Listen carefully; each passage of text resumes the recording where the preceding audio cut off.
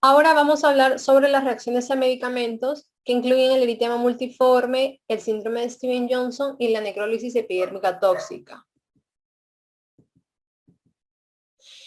El eritema multiforme se clasifica dentro de las reacciones alérgicas a medicamentos aún porque de hecho su principal causa antes era un antecedente de haber consumido algún medicamento nuevo. Sin embargo, lo que se sabe es que a día de hoy la causa principal de que se origine suele ser una infección por ejemplo, virus herpes simple o por micoplasma. Es un cuadro relativamente frecuente en comparación a los otros dos cuadros que vamos a comentar el día de hoy, como lo son el síndrome de Steven-Johnson y la necrólisis epidérmica tóxica. Estos dos últimos sí deben saber que la principal causa de que se presente es el antecedente de la ingesta de un medicamento. Por lo general, un antiepiléptico suele ser el implicado. En el caso del eritema multiforme, hay que recordar que es un cuadro que suele empezar desde las extremidades, a diferencia de estos dos últimos que suelen empezar a nivel central, en cara y en tronco, o es decir, a nivel axial. Y la clínica es lo que más o menos nos va a ayudar a identificar cada uno de los cuadros. En cuanto a la clínica característica del eritema multiforme, lo que tenemos son las denominadas lesiones Diana, que son la característica de este cuadro y se describen a estas lesiones como lo que presento aquí abajo, lesiones compuestas por tres anillos, un centro de eritemato purpúrico, un anillo alrededor con un leve eritema y un anillo externo muy oscuro. A esto se le denomina lesión tipo Diana. Esto, si bien en alguna rara ocasión pudiera verse en algún paciente con síndrome de Steven-Johnson, para efectos prácticos tengamos la idea de que solamente se ven en el eritema multiforme y es lo que los caracteriza. En el caso del Steven Johnson y en el caso de la necrólisis epidérmica tóxica, de pronto las lesiones suelen ser un poco inespecíficas y se describen como máculas eritemato purpúricas, es decir, de color rojo, de color violáceo. Lo que es común a los tres cuadros es el despegamiento cutáneo y es por eso que están clasificados de alguna manera juntos.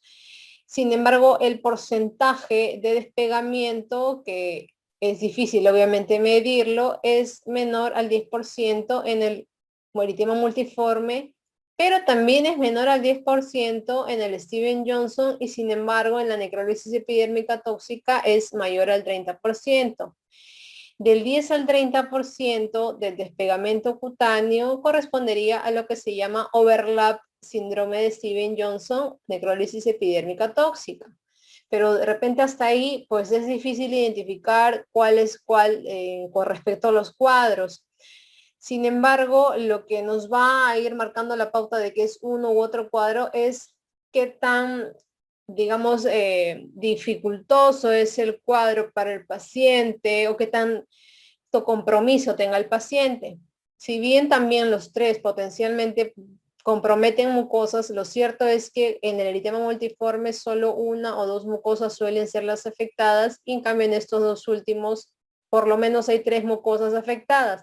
Esto es los ojos, por ejemplo, la boca, la mucosa vaginal, por ejemplo, ¿no? Entonces ya te habla de un cuadro aparatoso. Y el pronóstico va de la mano con el cuadro. En el eritema multiforme, el cuadro suele ser autolimitado. En cambio, en estos dos últimos se considera que son una emergencia dermatológica con una alta mortalidad. 40% de mortalidad en el síndrome de Steven-Johnson y un 70% de mortalidad en la necrólisis epidérmica tóxica.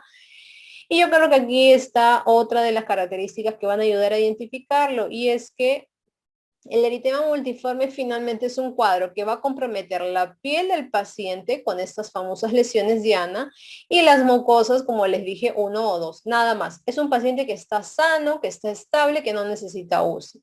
En cambio, y es ahí la principal diferencia, el paciente con el cuadro de Steven Johnson o el necrólisis epidérmica tóxica definitivamente Muy aparte de que el compromiso cutáneo llama la atención con estas ampollas que estamos viendo aquí, con este compromiso de mucosa, con este masivo despegamiento, el paciente es un paciente que se comporta como un gran quemado, es un paciente que pierde gran cantidad de agua y electrolitos, es un paciente que necesita UCI y es que se convierte finalmente esto en una emergencia médica. Entonces, etiología del eritema multiforme, el virus herpes simple o el micoplasma son los principales asociados a día de hoy. Ya más alejado es el antecedente de un medicamento.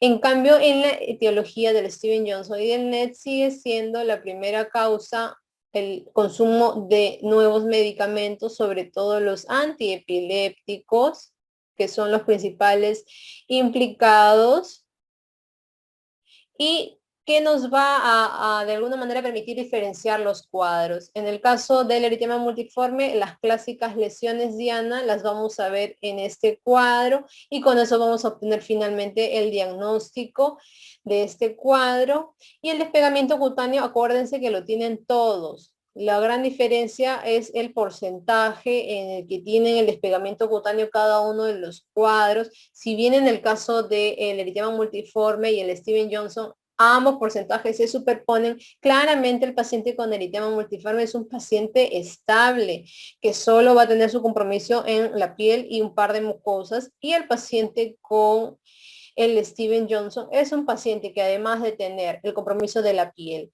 el compromiso de 3 o más mucosas, también tiene un compromiso sistémico, por lo cual necesita